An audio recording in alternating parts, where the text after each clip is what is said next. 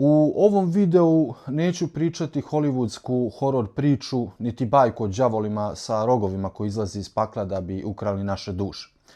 To su priče koje su vam pričali da biste se bojali, da biste bespogovorno slušali, te da biste plaćali onima koji tvrde da znaju da vas od tog straha oslobode. Ja večeras neću da vas plašim takvim slikama. Večeras ću da uradim nešto mnogo opasnije.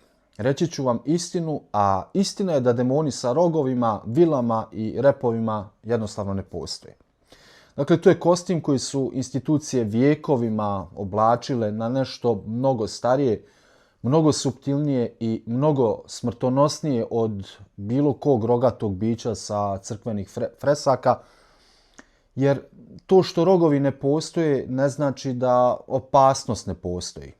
Ljudi koji se još od mog prvog videa o magiji na Facebooku javljaju sa svojim pričama, ljudi koji pišu svoja svjedočanstva sa bolničkih kreveta iz soba u kojima više ne mogu da spavaju, ti ljudi zaista ne lažu. Njima organi stvarno otkazuju, razum im stvarno posrće. Dakle, život im se stvarno raspada bez jasnog razloga. Dakle, to nije histerija. To i nije gluma. To nije ono kada kaže neko to je sve u vašoj glavi, ali nije to ni đavo sa rogovima. Ono što ću vam večeras objasniti, i ovo je teza, zapamtite jer ćemo joj se vraćati kroz čitav ovaj video, jeste da je crna magija psihološki kanibalizam. To je jedan precizan trenutak u kojem čovjek svjesno pristane da postane čudovište, da bi kontrolisao druga ljudska bića, njihove živote, njihovu volju i njihovu sudbinu. To nije neka nadprirodna pojava, dakle to je izbor u suštini, jedan proračunat, hladan i ljudski izbor. I upravo zato što je ljudski, zato je toliko i strašan. Da bih vam ovo pokazao onako kako zaslužuje da bude pokazano, morat ćemo zajedno da uđemo u 4 knjige. To su 4 najmračnije knjige koje su ikada napisane o ovoj temi. Knjige koje se ne prodaju u kioscima, knjige zbog kojih su ljudi završavali na lomačama, u tamnicama i u ludnicama. Knjige koje su generacije vijekovima prepisivale rukom jer su se bojale čak i da ih štampaju. Da, zaista je tako, stvarno ne preuveličavam. Te knjige su nam potrebne jer drugačije ne možemo doći do samih mehanizama kako to uopšte radi. Zašto to radi i ko to zapravo radi danas, odnosno sada dok vi ovo gledate.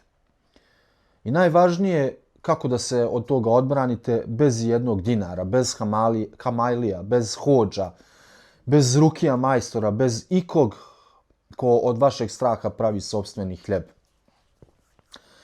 Prije nego što krenemo, dugujem vam jedno pošteno upozorenje. Ako ste podložni strahu, ako ste došli ovdje tražeći nekog ko će vam nekom bajalicom riješiti probleme, a ne istinu, najbolje da ugasite video odmah sada i vratite se kada budete spremni. Ja ću vam u ovom videu reći kako mehanizam radi, što će vam zauvijek promijeniti pogled na reklame, na logotipe, na televizijske propovjedi, na te televizijske iscijelitelje i guruje na internetu, ljude koji vam gledaju u kafu i ono najvažnije, promijenit će vam pogled na sopstvene strahove. Vidjet ćete stvari onakve kakve oni zaista jesu.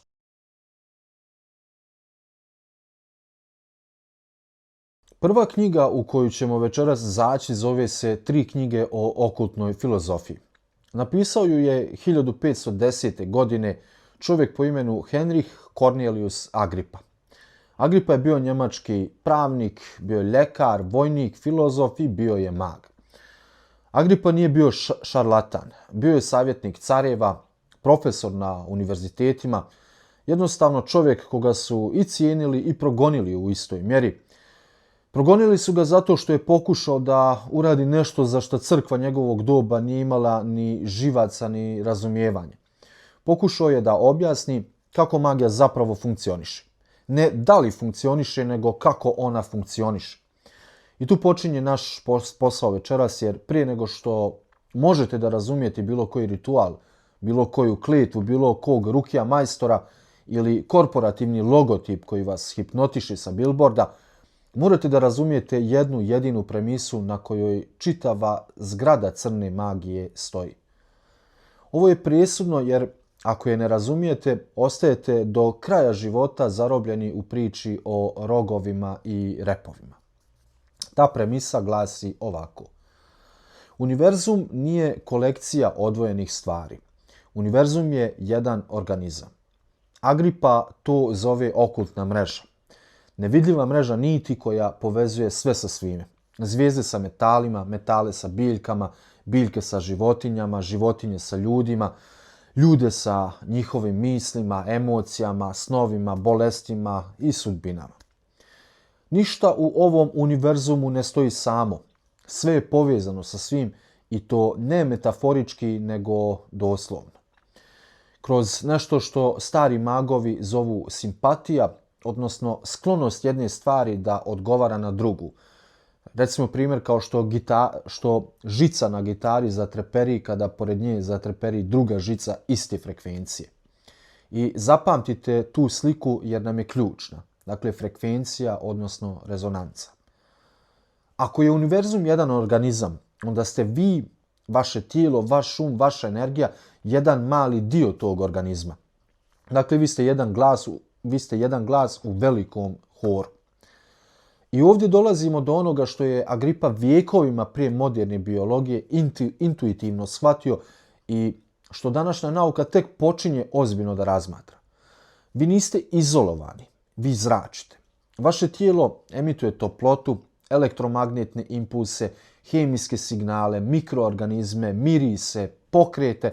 Dakle, vi ostavljate mjerljiv trag u prostoru oko sebe.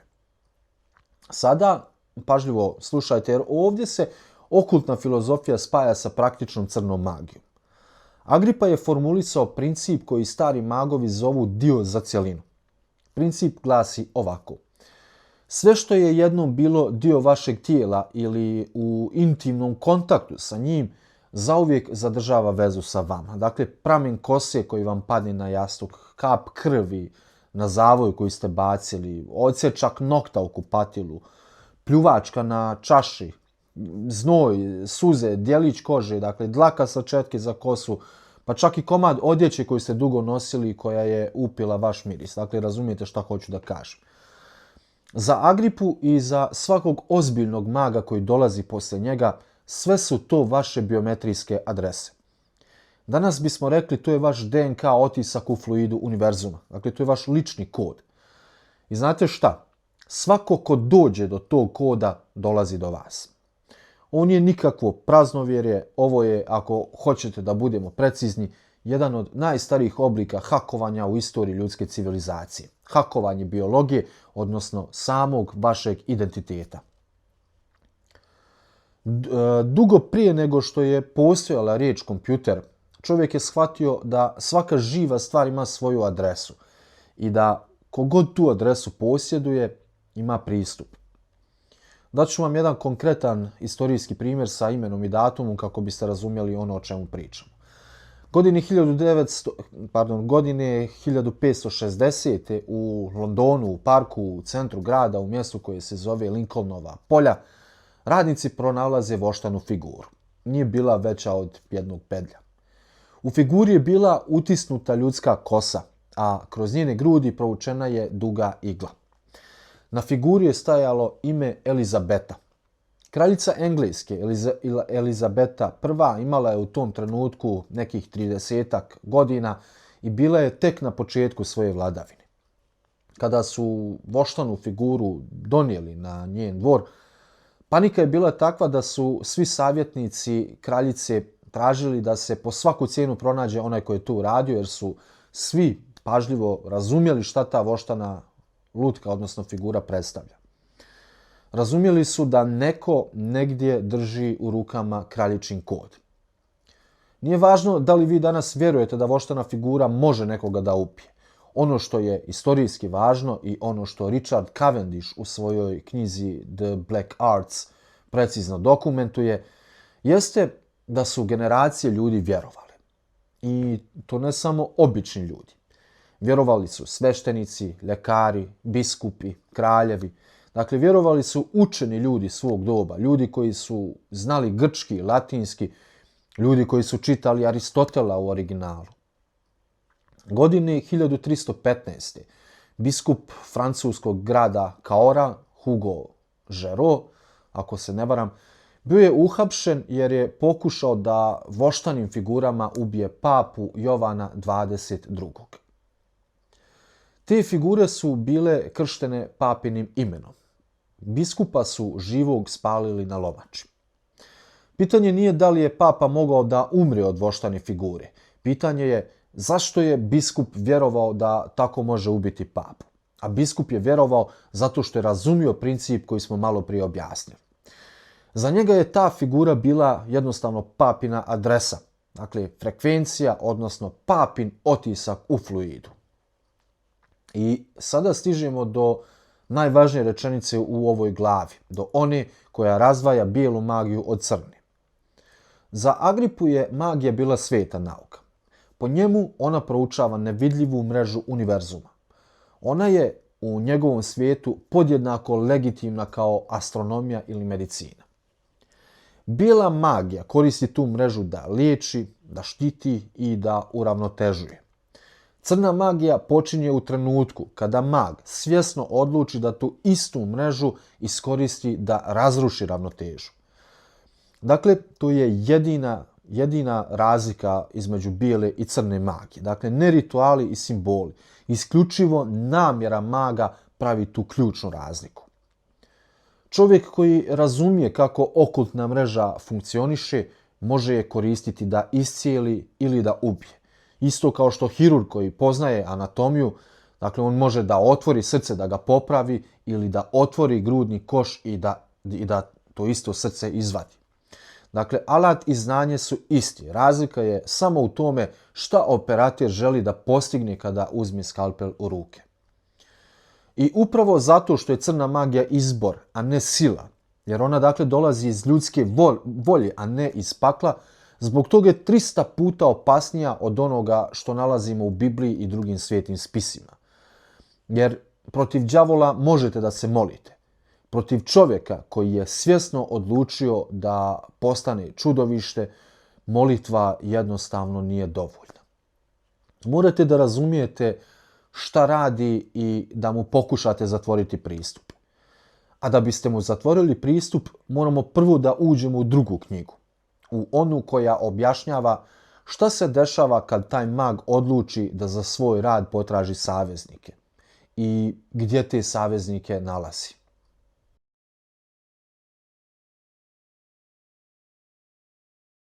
Druga knjiga koju večeras otvaramo napisana je mnogo kasnije od Agripine, 1898. godine u Londonu. Autor se zove Arthur Edward White, a knjiga nosi naslov koji je sam po sebi obećanje mraka. Knjiga crne magije i paktova. White je bio zanimljiva figura kojeg trebamo saslušati, jer interesantno je da White nije bio vjernik, a vjerovao je u magiju, što nije tako čest slučaj.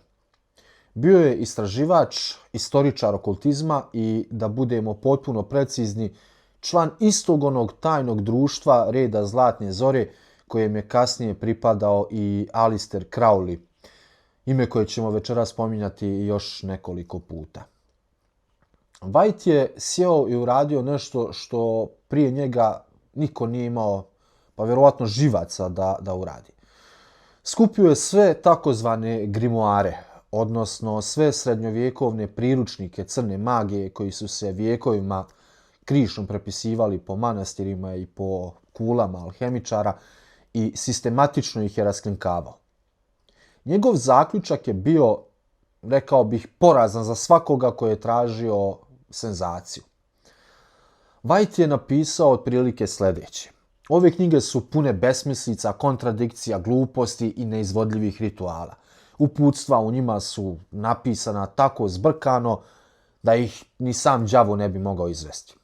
Ali, i ovdje slušajte pažljivo jer je ovo ono ali koje će nas voditi kroz čitavu ovu glavu. Te knjige su, rekao je White, psihološki smrtonosne. Ne zato što radi, nego zato što ljudi vjeruju da radi. A ono što čovjek vjeruje, to u njegovom umu počinje da stvara stvarnost. Da bih vam pokazao koliko daleko ta psihološka stvarnost može da ode, moram da vam ispričam o jednom predmetu koji je White dokumentovao u svojoj knjizi. Predmetu koji je, po mom mišljenju, najstravičniji, jedinstveni artefakat u cijeloj istoriji crne magije. Zove se ruka slave. Neću ulaziti u detalje kako se pravila, jer to nije svrha ovog predavanja. Iskreno, ne želim da ovaj kanal postane priručnik za tako nešto, a vjerujem i da bi mi sam YouTube možda čak i skinuo video. Ali moram da vam kažem šta je bila i čemu je služila, jer bez toga ne možete razumjeti do koje mjere je ljudski um spreman da ide kada odluči da postane operator crne magije. Ruka slave je bila doslovno odsječena ruka čovjeka koji je obješen na vješalima. Po sredovječnom vjerovanju, ruka obješenog kriminalca sadržavala je koncentrisani naboj energije smrti, očaja i tog posljednjeg daha tog čovjeka, umrlog, odnosno umirućeg čovjeka. Ta ruka se potom kroz dugotrajan i morbidan postupak pretvarala u predmet koji je, kada bi se upalila kao svijeća, navodno imala moć da paralizuje sve ukućane u kući u koju je unošena. Dok je ruka gorjela, ljudi u kući nisu mogli da se pomjere, kao bili su paralizovani i nisu mogli uopšte da se probude. Dakle, potpuna paraliza. Kradljivci su, dakle, mirno ulazili i uzimali su iz te kuće, odnosno krali su sve što su htjeli. Sada, da li je to stvarno radilo? Pa naravno da nije. Ali slušajte sljedeću rečenicu pažljivo. Mornari, razbojnici i lopovi su vijekovima lovili tijela obješenih ljudi da bi tu ruku napravili. I ovdje dolazimo do pitanja koje morate da postavite, jer je to pitanje srce čitave crne magije. Zašto je ljudima trebala baš odsječena ruka obješenog čovjeka? Zašto baš krv? Zašto baš tijelo nekog koji je umro nasilno? Zašto generalno cijela crna magija od Vavilona do današnjeg dana ima taj obsesivni odnos prema krvi, prema smrti, prema samim tjelesnim tečnostima i prema leševima? Odgovor na to pitanje daje nam jedan drugi francuski mag iz 19. vijeka, čovjek koji se zvao Eliphas Levi. I njegov odgovor će vam, nadam se, zauvijek razbiti onu vašu filmsku predstavu i sliku demona sa rogovima. Levi je rekao ovako: demoni, onakvi kakvi ih zamišljaju religije, ne postoje. Ne postoje neki demoni koji sjede u paklu i čekaju da im neko ponudi dušu. To je, rekao je Levi, jednostavno dekor za neobrazovane. Ono što stvarno postoji jesu energetske strukture u fluidu univerzuma, a on ih je nazivao, odnosno zvao je i danas su poznate kao larve, odnosno ugrušci astralne svjetlosti, odnosno parazitske forme koje nemaju vlastiti izvor energije i koje preživljavaju isključivo tako što se hrane živom silom živih bića, dakle onom božanskom silom, duhom našim. Zapamtite tu riječ, paraziti, jer sve ovo što ćemo večeras o takozvanim demonima reći svodi se na tu jednu riječ. Te larve, po Leviju, nisu inteligentna bića u smislu u kojem ste vi inteligentni. One nemaju planove, nemaju ambicije, nemaju lični karakter, dakle one funkcionišu kao komarci ili kao, recimo, pijavice. Njihova jedina svrha postojanja je da nađu izvor energije i da se za njega zakače. A ljudska životna sila, posebno ljudska životna sila koja se oslobađa u trenucima ekstremne emocije, dakle straha, bijesa, bola, smrti ili seksualnog zanosa, za njih je kao med za pčele. Ali prije nego što nastavimo, moram da vam objasnim jednu stvar. Šta je zapravo ta astralna svjetlost o kojoj pričam i kako iz nje nastaju te larve? Zamislite na trenutak ovako. Oko svakog živog bića, oko svake osobe, oko svake životinje, pa čak i oko svake biljke postoji jedno polje. Ovdje pričamo o mjerljivom polju, o nečemu što se može izmjeriti, a ne o nekoj New Age izmišljotini. Vaše tijelo u ovom trenutku, dok ovo gledate, emituje toplotu, elektromagnetne talase, emituje bioelektrične impulse iz samog vašeg nervnog sistema, emituje hemijske signale kroz pore vaše kože. Dakle, sve to zajedno čini vaš jedan lični energetski trag u samom prostoru. Stari magovi koji nisu imali termometre ni voltmetre, niti su imali EEG aparate, sve to su zajedno nazivali jednom riječju. Fluid ili astralna svjetlost. Moderna terminologija bi rekla bi biopolje ili aura ili energetski otisak. Naziv naravno nije bitan, bitno je da postoji i da je, ponavljam, mjerljivo. Sada to polje nije mrtvo i nepromjenljivo. Ono pulsira, ono se mijenja se sa svakom vašom mišlju, sa vašim osjećajem, mijenja se sa svakom vašom emocijom. Recimo kada se uplašite, polje se sabija i postaje hladno. Kada nekog volite, polje se širi i postaje toplije. A kada intenzivno mrzite, polje se šilji i postaje kao sječivo. A kada dugo, uporno i obsesivno mislite na jednu jedinu stvar, kao što recimo mag koji priprema kletvu misli na svoju žrtvu danima i sedmicama prije samog rituala, u vašem polju se stvara jedna talasna struktura. Dakle, to je jedan obrazac koji se ponavlja. Recimo, zamislite vodu koja iz slavine godinama kaplje u istu tačku kamene ploče. Ta prva kap sigurno neće ostaviti trag, pa neće ni hiljadita, ali poslije dovoljno vremena u kamenu postoji jedno udubljenje odnosno jedan trag koji je ta voda izazvala. Upravo to se dešava u vašem energetskom polju kada dugo i intenzivno ponavljate istu emociju prema jednoj te istoj meti. Vi u fluidu, dakle, urezujete obrazac. I evo one rečenice koje je ključ cijele ove glave. Kada je taj obrazac dovoljno jak i dovoljno dugo ponavljan, on počinje da postoji odvojeno od vas. Ne u smislu da dobija dušu ili svijest ili da kažemo ličnost, ne, nego u smislu u kojem vrtlog u rijeci postoji odvojeno od same vode, kao stabilna energetska struktura koja se sama održava sve dok ima struje koja je hrani. Dakle, mi ovdje upravo govorimo kako nastaje jedan demon. Stari magovi takav samoodržavajući obrazac zovu larva. Moderni psiholozi, naročito oni u Jungovom krugu, zovu ih autonomni kompleksi ili misaone forme. Koji god termin da preferirate, riječ je o jednoj te istoj, odnosno identičnoj pojavi. Energetska struktura koja je nastala iz koncentrisane ljudske emocije, zatim se odvojila od svog tvorca i sada postoji kao polusamostalna jedinica u fluidu koja ima samo jedan problem, nema sopstveni izvor energije. A pošto nema sopstveni izvor, ona mora da se hrani. I hrana joj je ona ista emocija iz koje je nastala. Larva rođena iz straha hrani se strahom.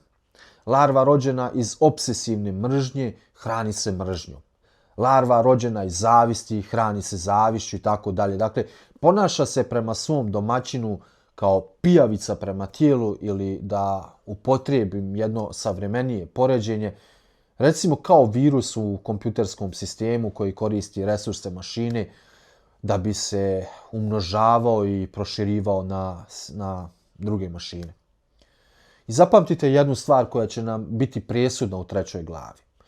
Kada kažem larva, ne mislim nužno na nešto što ste vi lično stvorili. Pazite ovo.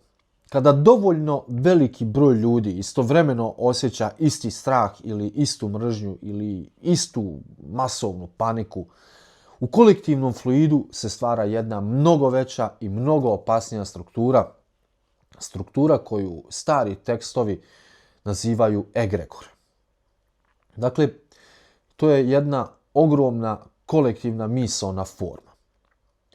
Parazit čitavog jednog grada, čitavog naroda ili čitave jedne istorijske epohe. Dakle, zamislite vi koliko je to veliko i koliko je to moćno. Dakle, to je onaj legion o kom govori Gospod Isus Hristos. O egregorima ćemo još detaljno pričati u sljedećoj glavi kada budemo otvarali Summersa i kada budemo vidjeli kako je sama inkvizicija paradoksalno stvorila najveći egregor u ljudskoj istoriji. Pa da, može se reći u ljudskoj istoriji. Za sada vam je dovoljno da znate ovo. Larve nisu bića iz pakla ili pali anđeli. Larve su, ako hoćete da budete potpuno precizni, talozi koncentrisane ljudske emocije u energetskom fluidu. Dakle, ljudi su ih stvorili i ljudi ih hrani. A to znači, i ovo je dobra vijest koju ćemo razviti u 5. glavi, ljudi ih mogu i ubiti, prosto tako što im prestanu davati hranu. Sada vratimo se na krv. Ako ste zaboravili, pričali smo o tome kako se one larve, odnosno demoni, hrani. Zašto krv? Zato što krv, kada istekne iz živog tijela, nosi sa sobom koncentrisanu životnu silu. To je, ako hoćete, biološko gorivo. Zato žrtvovanje, zato rituali koji uključuju ranjavanje, klanje životinja, presjecanje venja. Dakle, operater crne magije ne prinosi krv đavolu u nekom teatralnom smislu. On otvara pristup izvoru energije, odnosno larvama koje je stvorio svojim ritualom. On ih tako hrani. I ovdje dolazimo do onoga što stari tekstovi zovu pakt. Pakt sa đavolom nije, kao što nam filmovi prikazuju, ugovor na pergamentu koji se potpisuje krvlju i onda vam đavo isporuči sportski automobil. Pakt je proces. Dug, spor, često neprimjetan proces u kojem mag u zamjenu za iluziju moći i kontroli nad drugim ljudima polako, ali sigurno prepušta sopstvenu životnu energiju i sopstveni razum larvama koje je sam pozvao u svoje polje. Dakle, on postaje njihov domaćin. I kao što pijavica ne mari za zdravlje tijela sa kojeg sisa krv, tako ni larve ne mare za sudbinu maga. One ga troše polako, ali potpuno. Zato su gotovo svi istorijski dokumentovani veliki crni magovi završavali na isti način. Ludilo, psihoza, paranoja, tjelesni slom, izolacija i na kraju smrt u bijedi. Pogledajte šta se desilo Alisteru Crowleyu na kraju života. Pogledajte kako je umro Gilles de Rais. Pogledajte sudbinu Urbana Grandijeja. Dakle, to nisu koincidencije, to je jednostavno cijena ovog pakta. Pošto smo ovaj mehanizam razumjeli, idemo dalje. Pogledajte jednom one emisije gdje takozvani Rukija majstor liječi zaposjednutu osobu. Pun je TikTok i YouTube toga. Pogledajte šta se tu dešava.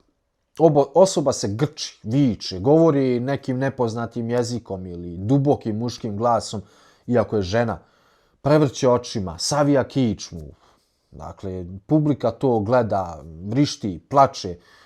Svi misle da je u tu osobu ušao demon. Dakle, baš onako kao što smo to imali priliku da vidimo u hollywoodskim filmovima. Sljedeću rečenicu slušajte jako pažljivo. U tu osobu nije ušao pali anđel.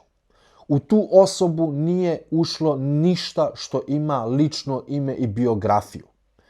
Ono što se dešava je energetski napad parazitske strukture koja je već bila prisutna u njenom polju, vjerovatno godinama, i koja je u trenutku tog ritualnog stresa, samog preopterećenja i straha, dobila priliku da probije njen nervni sistem. Kada parazit probije nervni sistem, on gasi ono što današnja neurologija zove svjesna kontrola. Ugasi se svjesni um. Preuzme se kontrola nad glasnim žicama, nad mišićima, nad vegetativnim reakcijama tijela. A taj nepoznati jezik kojim osoba priča, to nije latinski iz horor filmova kojim priča Lucifer. To je materijal koji parazit vuče iz onoga što psiholog Carl Gustav Jung zove kolektivno nesvjesno. Dakle, iz tog velikog arhiva ljudskih sjećanja, zvukova, riječi i samih slika koje postoje u dubokim slojima svakog ljudskog uma. Iz tih da kažemo iz tog kolektivnog nesvjesnog, iz same akaše taj parazit povlači informacije. Osoba tada u transu može reprodukovati zvukove jezika koje nikada nije čula, jer ti zvukovi postoje, kao što smo rekli, u slojevima nesvjesnog do kojih normalno nema pristup. To je, da budem potpuno jasan, stravična stvar, ali nije ipak teatar i nije pali anđeo i nije demon onaj koji viđamo u hollywoodskim filmovima. A pitanje koje sada morate da postavite sami sebi glasi ovako. Ako u toj osobi nema demona sa rogovima, nego su to parazitske strukture koje se hrane njenom energijom, zašto je onda Rukija majstor naplaćuje da bi je od toga oslobodio? Što on zapravo radi? Da li on stvarno rešava taj parazitski napad ili ga možda čak održava jer ipak od njega živi? On naplaćuje ti svoje usluge. Da biste dobili odgovor na to pitanje, moramo u treću knjigu.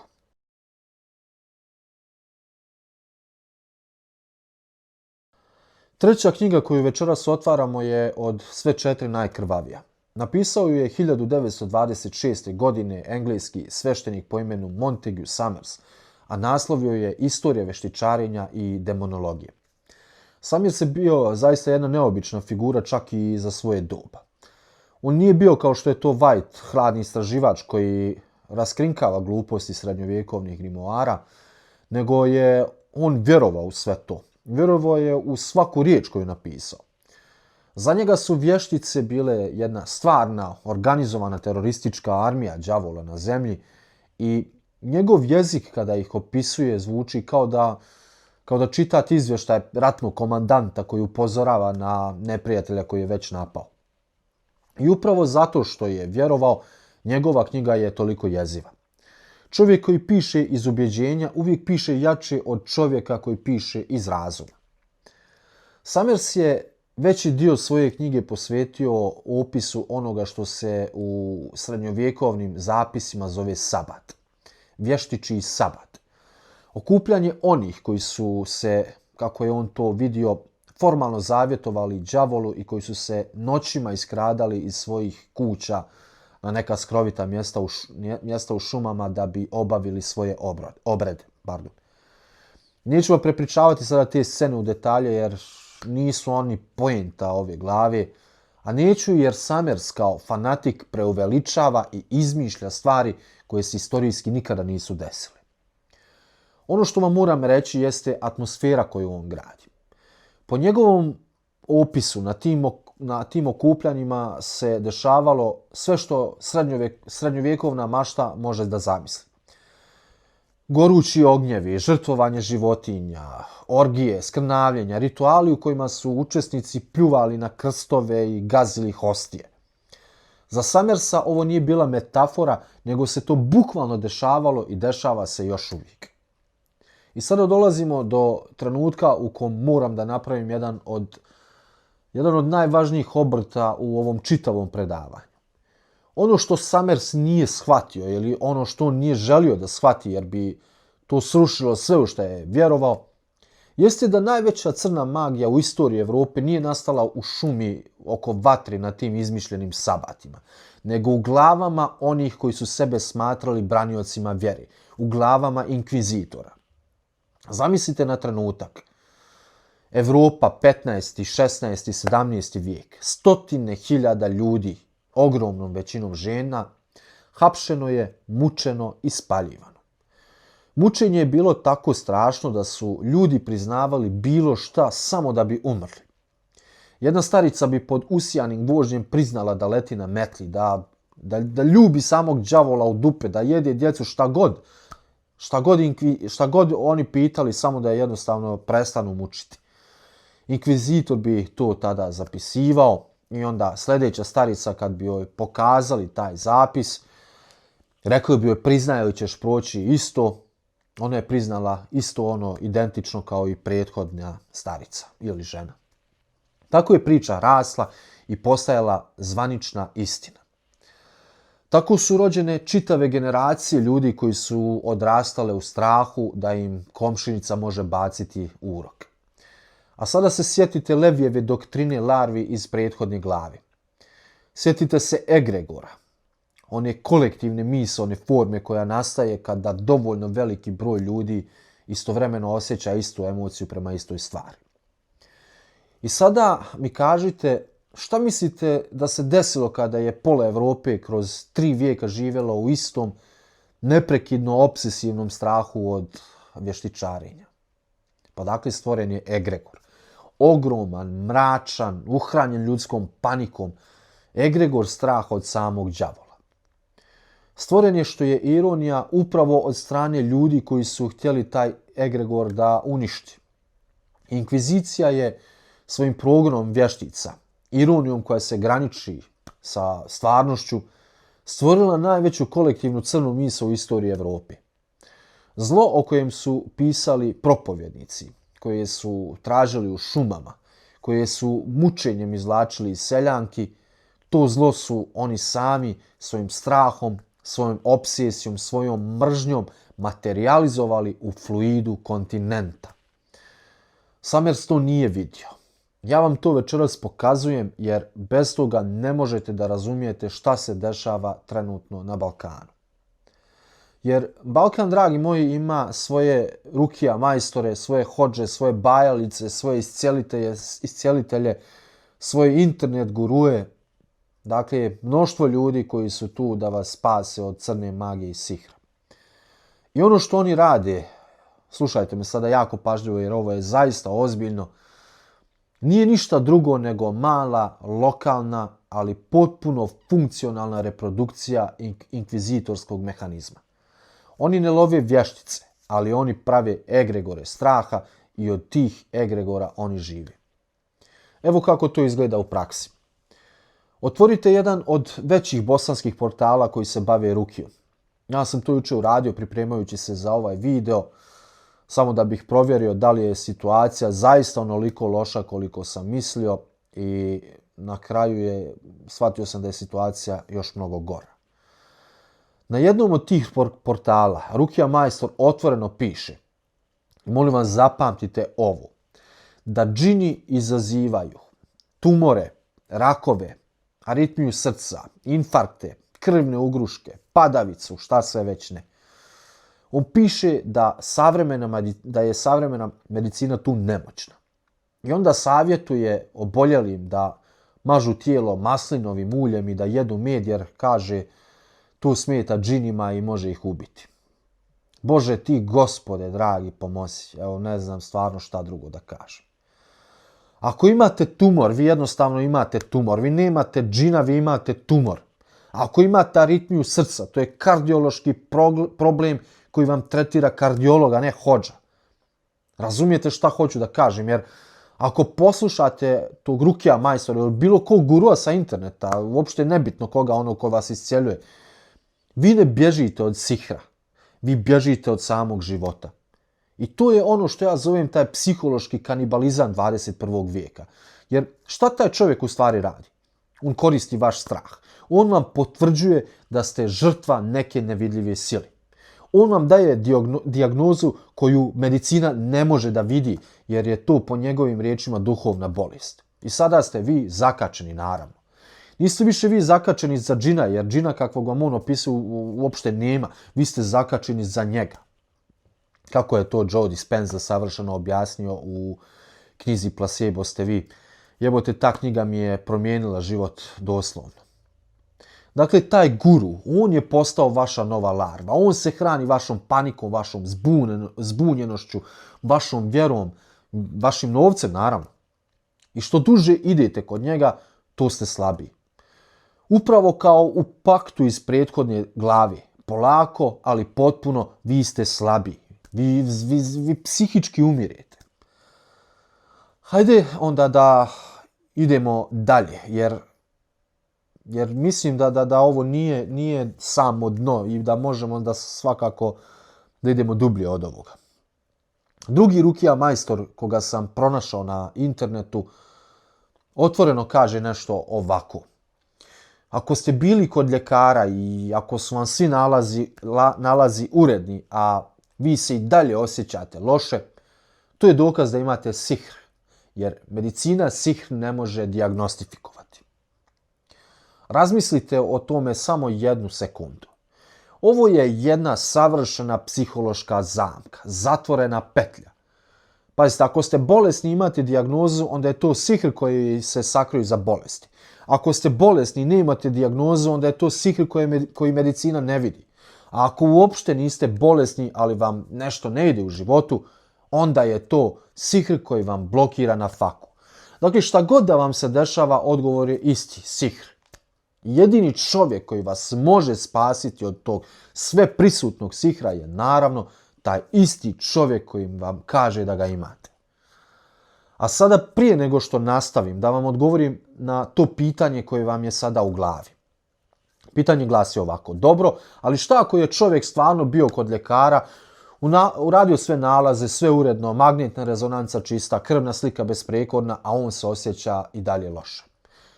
Šta ako ga stvarno boli glava, stvarno mu se vrti, stvarno ne može da spava? Da li to onda ipak nije sihr ili šta je to onda u suštini?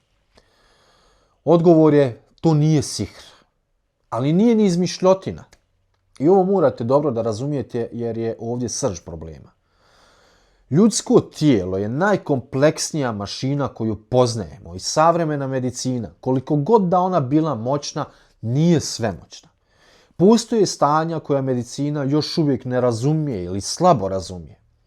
Hronični stres koji se manifestuje kroz 10-ak različitih fizičkih simptoma, psihomatske reakcije gdje vam emocionalna bol bukvalno stvara tjelesnu bol, poremećaj nervnog sistema koji ne ostavljaju trag na standardnim analizama, hormonalni disbalansi koji se vide samo onda ako ih ciljano tražite, ili hronična iscrpljenost, depresija koja se prije svega javlja kroz tijelo, a ne kroz raspoloženje.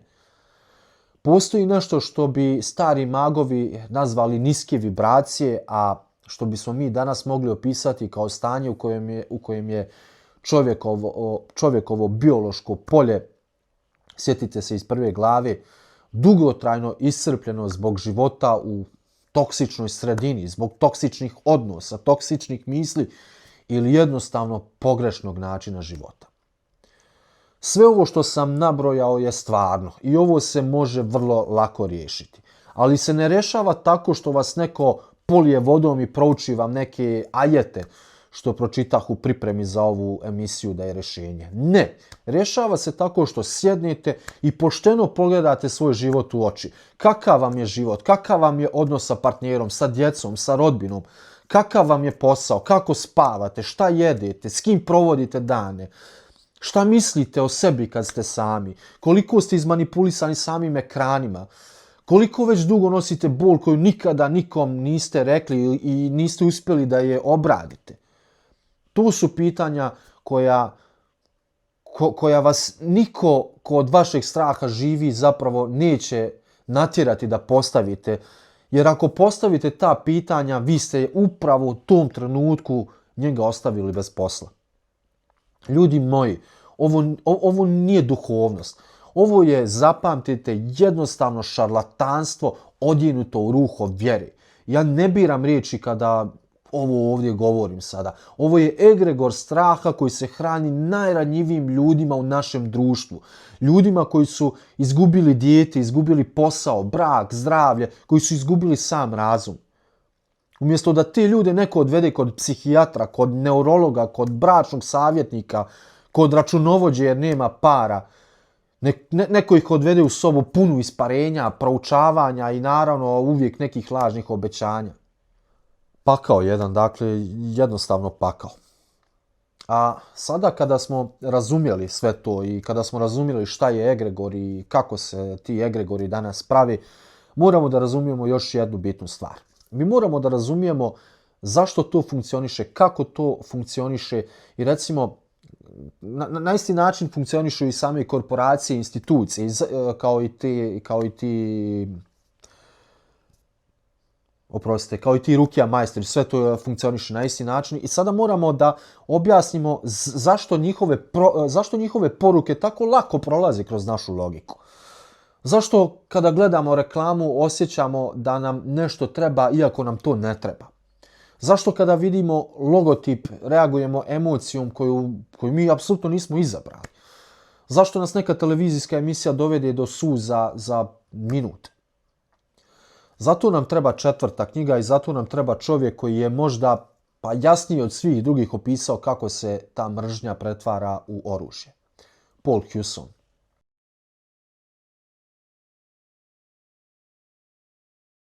4. i posljednja knjiga koju večeras otvaramo zove se Mastering Witchcraft. Napisao ju je 1970. godine Amerikanac po imenu Paul Hewson. Od svih knjiga o kojima smo večeras pričali, ova je po mom mišljenju najopasnija i sada ću vam upravo objasniti zašto. White je pisao kao istoričar koji raskrinkava. Summers je pisao kao fanatik koji paniči. Agrippa je pisao kao filozof koji sistematizuje, a Hewson je pisao tehnički i bez mistifikacije. Hewsonova knjiga je magijski priručnik i upravo zato je toliko jeziva.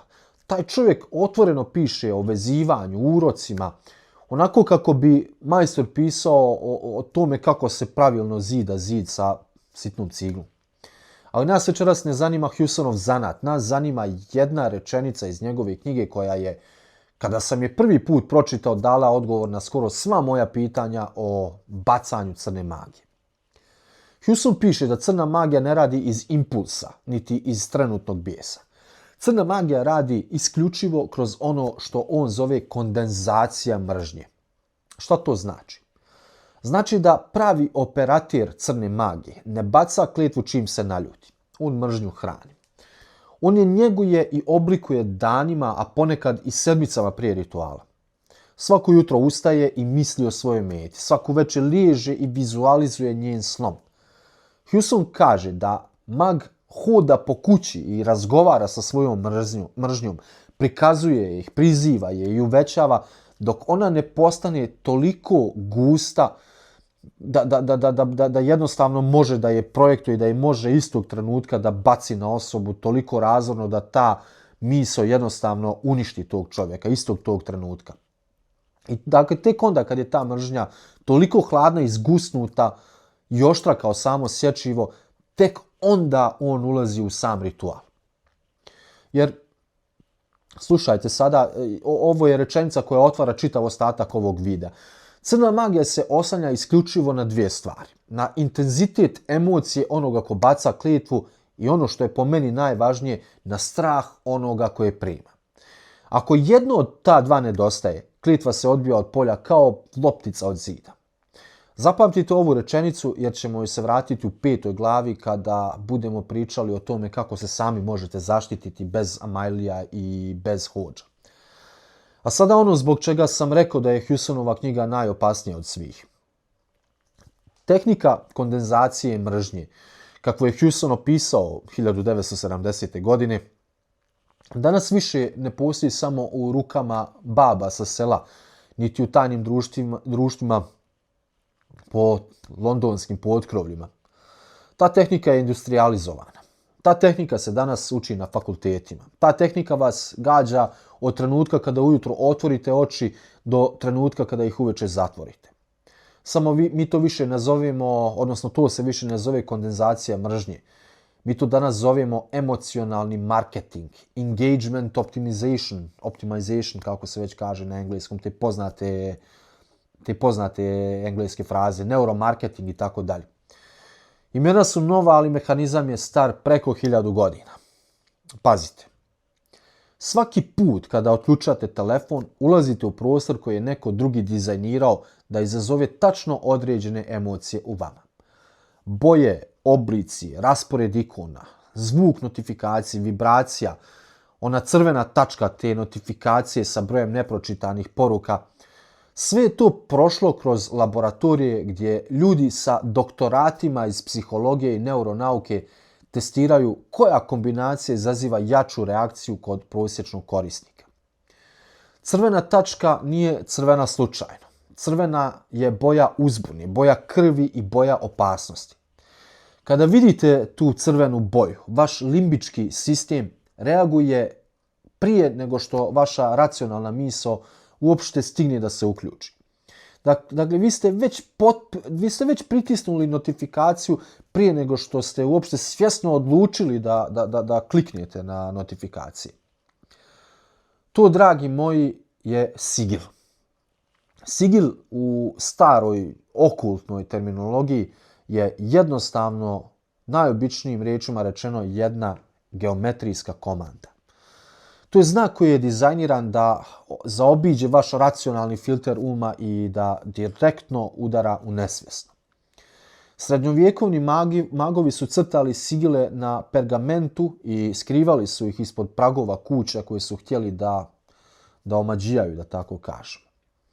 Moderni magovi, neka se ne uvrijedi ovi marketinški direktori koji ovo slušaju, moderni magovi crtaju sigile u korporativnim logotipovima, u rasporedu aplikacija na vašem telefonu, u arhitekturi zgrada iz kojih se donose odluke o vašem životu, u TV grafici vijesti koju gledate, u onim crvenim znakovima za sniženje koji vas tjeraju da kupite stvari koje vam zapravo i ne trebaju, u strelicama koje usmjeravaju vaš pogled tamo gdje je neko platio da ga upravo i usmjeri. Pogledajte samo jednom sa pažnjom logotipe 5 najvećih svjetskih korporacija. Pogledajte njihovu geometriju. Kružnice, trouglovi, oštri uglovi, simetrije, boje. To se ne zove slučajno brand identitet. To je okultna terminologija, samo predstavljena za današnji moderni svijet. Oni grade identitet tako što vas kroz ponovljenu ekspoziciju tim geometrijskim komandama oblikuju u potrošača, glasača, gledaoca, plaćaoca, u šta god njima zatreba. I vi pristajete jer ne znate zapravo da vam se to radi. I sada razumijete zašto sam rekao da je Hewsonova knjiga najopasnija od sve 4 ove knjige koje smo večeras otvorili. Jer ostale knjige opisuju prošlost, a Hewsonov princip opisuje vaš današnji dan. Opisuje reklamu koju ste gledali dok ste stajali na autobuskoj stanici. Opisuje emisiju koja vas je dovela do suze ako nemate pojma zašto. Opisuje političara za kojeg ste glasali, a pojma nemamo zašto, jer nam u suštini nije apsolutno ništa ponudio, samo se pojavio tamo i pričao. Opisuje zašto ste, kada ste posljednji put ušli u radnju da kupite samo hljeb, izašli sa kesom stvari koja vam u suštini uopšte nije bila ni potrebna. Vi ste, dragi moji, već 3 decenije u neprekidnom ritualu, samo što je taj ritual tako dobro dizajniran da ga vi ne primjećujete. Srednjovjekovni mag bi vam bar zapalio svijeću i bacio pramen kose u vatru da biste znali da ste napadnuti. Moderni mag vam samo pošalje notifikaciju sa crvenom tačkom i vi sami odete u kletvu. Potpuno besplatno i dobrovoljno, i to još sa osmijehom. Sada kada smo razumjeli mehanizam napada od Agripine okultne mreže preko Whiteovih larvi kroz Summersove egregore i do ove malo prije pomenute Hewsonove kondenzovane mržnje koja je danas u formi sigila, vrijeme je da pričamo o odbrani. Jer jedna stvar je razumjeti kako vas napadaju, a druga, naravno, mnogo važnija je kako da zatvorimo tu kapiju i kako da se odbranimo od samog napada. U posljednjoj glavi večerašnjeg predavanja, glavi koja se namjerno ne zove odbrana ni zaštita, nego tehnologija odbijanja. Jer ono što vam slijedi nije bajalica koju očekujete od mene i zbog te bajalice mi se javilo 200 ljudi u posljednja 3 dana jer žele neku magiju da im jednostavno nekom magijom riješi sve probleme. Nažalost, to ne ide tako. Jednostavno, sva promjena mora da krene iz samih vas. Vi morate sebe da mijenjate. Niko ne može da vam da čarobnu bajalicu koja će promijeniti vaš život na glavačke, odnosno na bolje. Niko ne može to da uradi osim vas. Zato prelazimo odmah na glavu 5.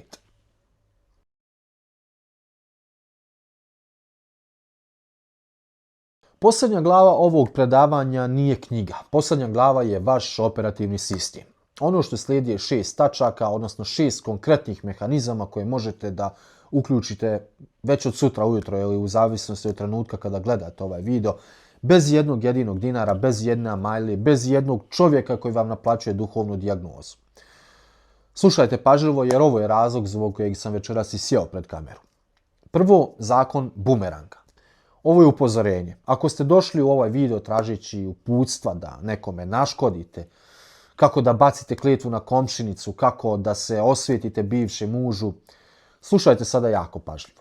Povratni udar crne magije ne pogađa samo operatera, odnosno maga, odnosno ono koji baca magiju. Pogađa njegovu čitavu krvnu liniju, njegovu djecu, unučad, sestre, majku, dakle čitavu krvnu liniju. Zašto? Sjetite se Agripe iz prve glave i one okultne mreže. Krvna linija je jedna energetska struktura, odnosno jedno polje. Kletva koja se odbije od neprobojnog polja mete, a odbit će se češće nego što vi mislite, uvijek se vraća na najslabiju tačku u polju operatera, odnosno maga. A najslabija tačka su gotovo uvijek, nažalost, djeca. Pogledajte istorijske sudbine porodica velikih crnih magova. Pročitajte šta se desilo sa lozama ljudi poput Crowleya ili Gillesa de Rea. To nije koincidencija. Sistem se uvijek naplati i to sa kamatom koju niko ne bi pristao da plati da zna kolika je. Ako se bavite time, imajte na ovo na umu. Ovo nije zajebancija. Spasite barem djecu. Drugo, zaključavanje portala. Vratimo se na onu rečenicu od Husona koju sam vam rekao da zapamtite. Crna magija se oslanja isključivo na dvije stvari. Na intenzitet emocije onoga ko baca magiju i na strah onoga ko prima. Pažljivo pogledajte tu drugu polovinu. Vaš strah je ulazna kapija. To je portal. Ako ste emocionalno neutralni, ako ne paničite, ako se ne plašite, ako ste mirni, kletva nema gdje da se zakači. Ona udari u vaše polje i odbije se nazad. Portal u vaš operativni sistem otvara se samo kroz dvije stvari. Kroz strah i kroz sumnju. Ništa drugo. Ne kroz pramen kose koji su neprijatelji ukrali. Ne kroz predmet koji je neko podmetnuo. Kroz vaš sopstveni strah da je taj pramen, odnosno taj predmet, dakle ta kletva, nešto što će vas ubiti, nešto od čega nema spasa. Dakle, nema sumnje, braćo. Šta kaže Isus Hristos? Ako imate vjere koliko zrno gorušičino, reći ćete ovoj gori, premjesti se odavde onamo i pomaknut će se. Ništa vam neće biti nemoguće. Dakle, da imamo vjere, a da nemamo sumnje. Sve nam je rekao Hristos, ali mi se od svega uhvatili za otkrovenje i kad će kraj svijeta, ko će biti spašen, ko je u 144.000. Emocionalna neutralnost je taj vaš neprobojni zid. Da li može neko da uđe na vaš Facebook dok mu ne date šifru? Pa ne može. Šifra je strah i stres koji nastaje iz prevelike vezanosti za materijalno i osjećaja odvojenosti od Boga. Ali to je tema već za sebe. Treće, vatra i so. Ako u svojoj kući ili dvorištu pronađete predmet koji vam ne pripada, čvor kose, čudan papir, nešto podmetnuto, taj predmet sam po sebi nema nikakvu moć nad vama. On je koncentracija namjere onoga koga je napravio. Ništa više od toga. Moć mu dajete vi u trenutku kada ga pronađete ako dozvolite sebi da paničite, da se preplašite i da sumnjate u sebe. Zato savjet ne diraj ga golim rukama možda i nije tako loš kao mjera opreza, jer niko koliko god bio spreman ne može da zadrži onaj savršeni mir dok drži u ruci predmet za koji misli da nosi kletvu. Uzmite rukavicu i onda taj predmet negdje zapalite. A sada o soli. Krupna morska so nije babska priča i sada ćemo da objasnimo zašto. Prvo, so ima kubnu kristalnu rešetku, to je jedna od najstabilnijih geometrijskih struktura u prirodi. U fizici koju su Agripa i Levi intuitivno opisivali jezikom svog doba, kristalna struktura je najbolji prirodni rezonator i skladište. Ona dakle djeluje kao sunđer koji zbog svoje specifične geometrije fizički vezuje niske frekvencije i statički naboj iz prostora. Dakle, to nije nikakva magija, to je jednostavno struktura materije. Drugo, so je ekstremno higroskopna. To znači da agresivno upija vlagu iz vazduha. A u okultnoj fizici voda je glavni prenosnik onoga što su stari magovi nazivali informaciju u fluidu, a mi bismo danas rekli emocionalni ili energetski trag. So koja upija vlagu istovremeno upija i taj trag iz prostora. Kada vaša baba kaže so izvlači zlo iz kuće, dakle ona empirijski opisuje jedan proces koji se zove higroskopsko vezivanje naboja. Znala je da radi, samo nije imala riječi da objasni zašto radi. Treće, i ovo je važno jako, morate koristiti krupnu morsku so, a ne onu rafinisanu kuhinsku so. Kuhinska so je dakle hemijski obrađena, rafinisana i dakle ta so je potpuno mrtva. Morska so je živa jer u sebi sadrži tragove minerala i elemente same morske vode, dakle magnezijum, kalijum, jod, cink, što se već nema tu, koji je čine prirodnim elektrolitom sposobnim da sprovodi i neutralizuje onaj naboj o kome smo pričali. Prebrisavanje recimo podova rastvorom morske soli nije praznovjerje, nego je resetovanje frekvencije jedne čitave prostorije. I na kraju kupka u morskoj soli. Ja ovo preporučujem svakome ko ovo gleda, bez obzira da li ste ikad i pomislili da ste pod kletvom ili niste. Dakle, bez obzira na to, šaka krupne morske soli u toploj kadi, 20 minuta jednom nedjeljno, super. Vaše tijelo je dakle najveći sunđer koji imate i koža upija i otpušta jednako kao što to radi so. Izađete iz kade jednostavno kao drugi čovjek. Probajte pa ćete vidjeti sami da li vam pomaže ili ne. So stvarno radi, vatra stvarno radi, ali ne rade onako kako vam TikTok vještice prodaju. Ti alati su zapravo fizički prekidač za vašu unutrašnju snagu.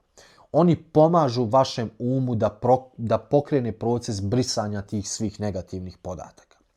Kada do uma dođe konkretna slika poput prosipanja soli, tada će se aktivirati i ostali mehanizmi promjene same vaše misli. Dakle, sve je u službi mijenjanja vaših misli, mijenjanja vašeg energetskog polja. Sjetite se druge glave. Larve i egregori nemaju svoj izvor energije. Oni žive isključivo od vaše pažnje. Kada im uskratite pažnju, oni upravo tog trenutka umiru. 3 do 7 dana potpunog isključenja. Bez televizije, bez društvenih mreža, bez vijesti, bez scrollovanja. Telefon stavite na onaj avionski mod, otvoren samo za pozive od stvarnih ljudi. Ako imate bašću, u bašću. Ako imate šumu u blizini, u šumu. Ako nemate ni jedno ni drugo, u svoju sobu sa knjigom, sa tišinom, sa sopstvenim mislima koji će vam prvih dan ili 2 biti nepodnošljive jer ih niste čuli godinama. Na 3. danu već počinjete da čujete sopstveni glas. Na 5. počinjete da osjećate da vam se tijelo polako vraća, a na 7. ste bukvalno drugi čovjek. I nijedan rukija majstor na ovom kontinentu vam ne može ponuditi ono što vam ovaj besplatni post može. Probajte ga jednom, ne morate mi vjerovati, jednostavno ga probajte. Tu također je neophodno ubaciti iskrenu, istinsku molitvu od srca ili ko šta već radi, meditaciju, tihovanje, smirenje ili post. Post od hrane umiruje vaš um, suzbija vaše želje, pomaže da se povežete sa svojim sopstvom. 5. je hijerarhija pomoći. Ako vas nešto zaista muči, ako vam život ne ide, ako ste bolesni, ako ne spavate, ako vam je brak u krizi, ako ne znate kako dalje, kao što sam već rekao, popričajte sa samim ili samom sobom. Koliko stvari u životu radite, a mrzite to da radite? Mislite da morate to da radite? Pa znate šta, vi ne morate apsolutno ništa. Sve ste sami izabrali. Koliko stvari prešutite u životu, bračnom partneru, ovom, onom? Koliko stvari u životu ne uradite zbog straha od ovoga ili onoga? Preko koliko stvari ste u životu prešli, a niste bili spremni da pređete. Koliko stvari u životu radite jer se to očekuje od vas. Koliko katastrofalnih brakova opstaje zbog djece. Jel mislite da vam je to magija? Naravno da nije. U 99% slučajeva se ne radi o magiji. Radi se o tome što sve to gutate u sebe, držite u sebi i sada su te larve izašle na površinu pa vam ne daju spavati, ne daju vam disati, ne daju vam funkcionisati. Jel se prepoznajete možda? Nikada nije kasno za novi život koliko god da imate godina. Ukoliko se ovako osjećate, vi treba da počnete da radite na sebi. Prvo da shvatite da to što mislite da ste vi, ta skrhana osoba, taj vječiti pačenik, to ste vi izabrali da budete. Vaš ego je to birao, vaše nesvjesno je to izabralo, vaše lažno ja je to izabralo. Vaše lažno ja se plaši, vaš ego se plaši svega. Plaši se smrti jer smrt je za njega kraj, za ego je smrt kraj. Ali to niste vi, to nije vaše pravo ja. Pravo ja je na nivou duha. Duha životnog koji je besmrtan, koji pripada Bogu. Samo smo to zaboravili pa smo pomislili da smo mi ovo lažno ja. Ime, prezime, mjesto i datum rođenja. Ne, dragi moji, to niste vi. To je vaše lažno ja. I znam da ovo sve boli. Znam da je lakše vjerovati da je neko nešto uradio, da je baba iz komšiluka bacila nešto u vrt, da vam je neko pokvario na faku. Mnogo je lakše biti žrtva nevidljive sile nego odgovorna osoba. Ali pazite, ako je kriva crna magija, vi ste nemoćni. Nemate šta da radite osim da platite sljedećem čovjeku koji tvrdi da može da vam pomogne. Ako su međutim krive vaše odluke, onda ste vi odgovorni. A biti odgovoran znači jednu jedinu stvar koja je istovremeno najteža i najoslobađajuća stvar koju čovjek može da čuje. Znači da možete da promijenite to stanje. Sutra ujutro, bez ikoga, bez ničije pomoći, bez bajalica, bez ajeta, bez svijeća, bez soli, bez ičega. Samo morate da preuzmete kod svog života u svoje ruke. I niko nikada neće to uraditi umjesto vas.